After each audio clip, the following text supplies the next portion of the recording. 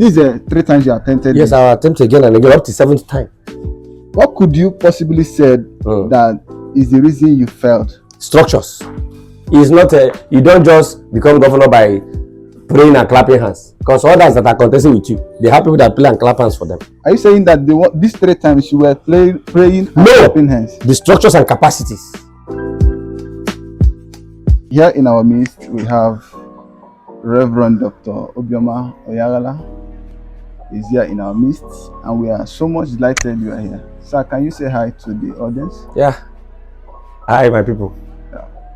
We've got some series of questions we have for you today in Life Expression, based on your person, your personality. You know, you've got a lot you have achieved. Looking at your profile, what could you say your motivating factors about life, and what are the things that intrigue you, motivate you into taking some of these gingertic steps you've taken over the years, and seems to get them done, achieve them at the end of the day? Yeah, you see, I started life as a pastor's son, and the pastor's son I was wasn't the type of pastors now that are paid salaries or that receive money in one form or the other. He was just a pastor that volunteered to do work of a pastor, and for that humble beginning, with no money, being a pastor, and the morality that comes with him being a pastor, plus not having money, made me to pass through life with all the roughness that life places on a man, you know. And when my late father, Pastor Obioma Onyeaghala, was alive, he usually tell me and my elder brother, specifically, though my younger siblings will also be there, but me and my elder brother, he will always tell us, in this life, do not depend on anyone. He uses our dialect. So as a small boy, he will call us most mornings, maybe New Year, he will tell us, he will call us in Easter, you know. At a stage, I started asking him, is this the only advice you have in life to tell somebody? But when I started growing up, I discovered that what this man was saying was the only message I needed. Do not depend on anyone, depend on God, fight your battles, face your struggles headlong. By yourself? Yes, face it headlong.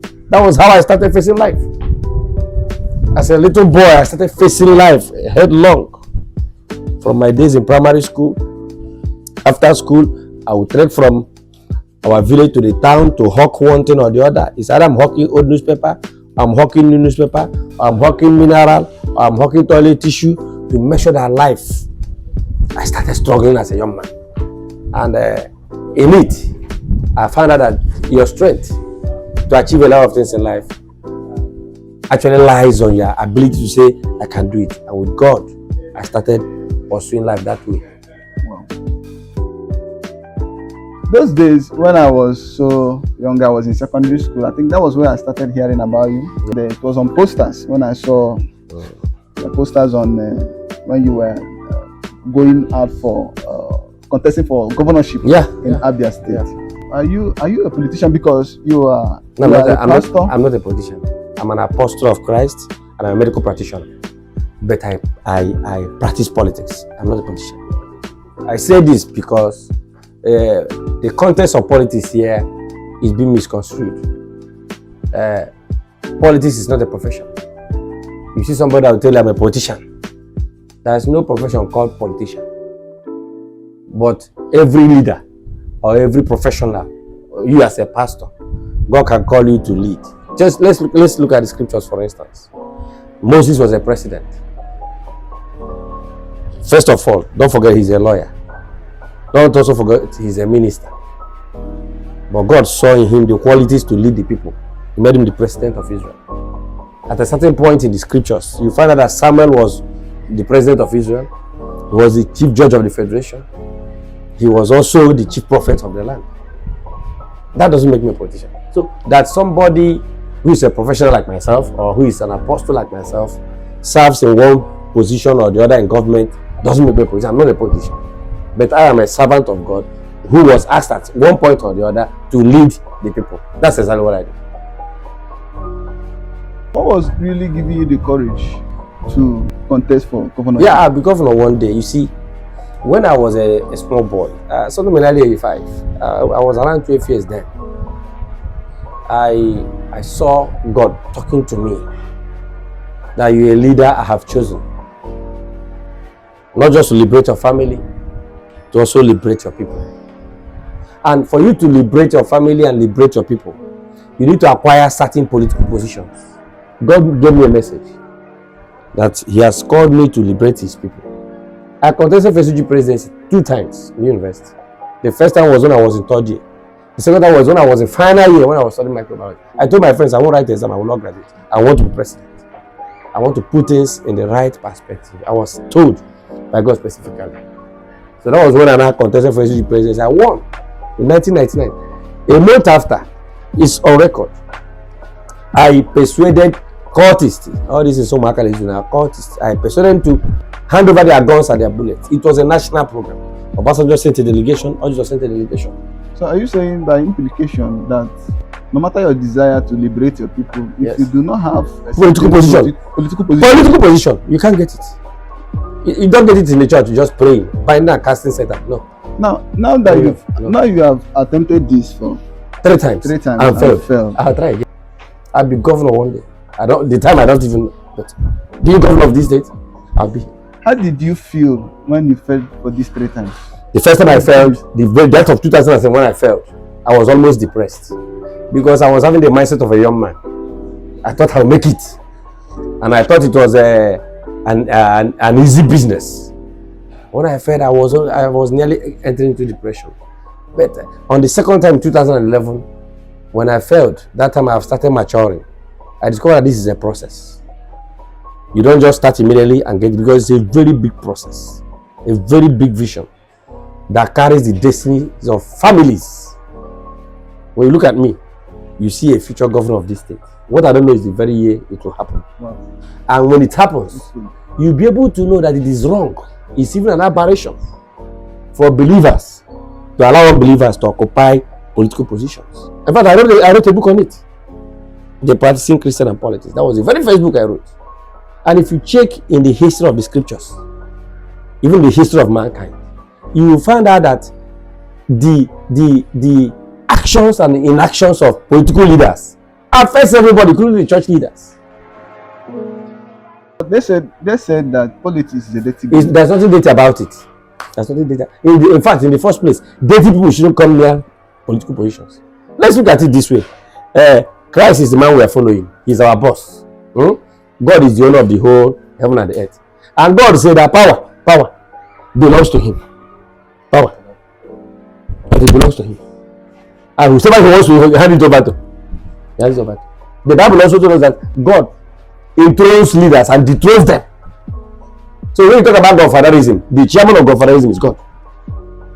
The problem we had was that unbelievers use their mindset to skim believers out of the political settings. And that's why some of us will contest 10 times and fail. Because the believers that are supposed to have the structures that will carry you are nowhere in politics. And the church should be conscious of this. Come out to grab this political power, put things in order. But we are not interested in that. All we're interested in is in the church, collecting offering, binding Satan. Let me tell you, Satan may not have visited Nigeria since we were born. Satan may not even be responsible for all the trouble in Nigeria. But the problem we have is that we have bad people who are in leadership. That's why they will call Satan. I buy this poverty, hunger, killing. All this is because of bad leaders. Then it's the real Satan we are seeing. The bad leaders. The bad leaders. Why can't Satan be in Europe or all these other areas? Why things in order? I've traveled to some of those places. Things are in order. Take for instance a place like Russia. When you go there as a citizen, there is a certain age you reach, you are entitled to your own flat. Government will give you. You are entitled to go to school free. You are entitled to, if you give birth, your child will have some allowances. Your wife will have some allowances. You may even decide not to work all your life. You will still eat food until you die. Why can't Satan visit such places and cause poverty and cause all this wahala? Listen, these are 3 times you attempted. Yes, I will attempt again and again, up to 7th time. What could you possibly said that is the reason you failed? Structures. It's not you don't just become governor by praying and clapping hands. Because others that are contesting with you, they have people that play and clap hands for them. Are you saying that these 3 times you were praying and No. clapping hands? The structures and capacities. It's a process, like I said. It's not a thing you just wake up and say, I want to be governor. No. It's a structured thing. You start sensitizing like minds, particularly young people like you. Start sensitizing them to understand that this leadership thing is where the destiny of all is entrenched. It's just like the quantity of prayers we make in Nigeria. People don't make such prayers in climes that things are in order. There's a stage you reach, you find out that 99% of the things you ask God to do, you shouldn't open your mouth to say those rubbish before God. Because they are available. Already God has just given us all of that. The bad leaders doesn't allow those things to come to us. That's why you see somebody who will be in church and will be prayer warrior. He will pray until he die, he will still be a poor person.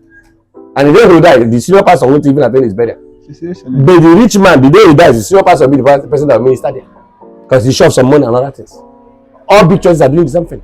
That's also why you see a church, members are contributing offering.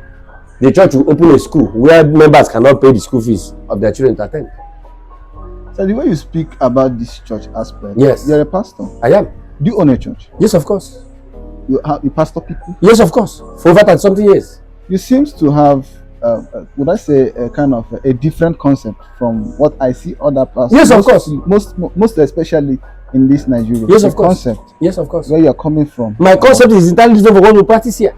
Because God himself made it clear to us that we are in church so that we can get salvation for our soul. I follow you. And we are allowed devils to hijack powers. And they put us under pressure. That even when you are worshiping God, you're under pressure. If leadership is fine, the church will be fine. Because the church is made up of members. When your members are not eating, when your members are not paying the school fees of their children, the church can never be healthy. When you tell somebody, pay your tithe 10%, pay your this. Your member that does not have salary, how can he pay tithe? Your member who is maybe a mechanic or a welder, who doesn't have electricity to do his job, how can he pay tithe? All this is boils down to bad government. So the earliest the church grasps political power, the easier for the church to blossom. So what are the structures you are putting in place now? Like I said, this sensitization is on. Like those of you who are young people, I'm also encouraging people to take this message anywhere. And you have mentioned it in church. Are there other areas? The church, the youth cycle in the football sector, the youth cycle in some other social clubs, the youth cycle in schools. I'm on it already. It's a project. It requires resources. It requires human resources, human beings. That's why I say I don't know the time to materialize. But as I materialize, my brother, you will materialize. But I've started also interacting with the structures that are already in existence. Like when I was doing those governorship stuffs, I was doing them from small platforms. When I'll come again, it's not going to be from those small platforms. It's going to be from a bigger platform. Yes, of course. This is getting interesting, sir. You have a lot to say about this political aspect. But don't forget that I'll be governor someday. Don't delete that from your mind at all. I will never. Don't will never delete. We will believe it. Don't delete it from your mind. And that's what we're asking, because yes, then you and a lot of you that are so focused will be around to make sure that things work. I won't play Harry out these charlatans, these men that doesn't even believe that we should see light here. It's possible, sir. It is going to happen. Just bear it at the back of your mind. What I don't know is the time and how. But as of happening, my brother, it will happen. What would you say your challenges on the bid of trying to achieve these things? What are the challenges? What are the challenges you faced? Number one is resources. It's a major challenge. Then number two is background. My foundation does not support me financially because my parents were not that strong. Financially stable. And I does not also belong to the cartel that has the resources. That was one major problem I had. It was a major problem. That affected? Yes, that was the majority of my problem, because election things requires, if no other thing, publicity. And publicity needs a lot of money. Secondly, the structure. You see, the political structure here, over the years, is left in the hands of men who doesn't fear God. They come to church to enhance their credibility so that you don't be afraid of them. They are devils, most of them. That was one of the major limitations I had in my own time. But I know, by God's grace, somebody's growing up, both in age, both in the circle I find myself, and also somebody that used to have 1 naira tomorrow is having 2 naira today. You definitely get it.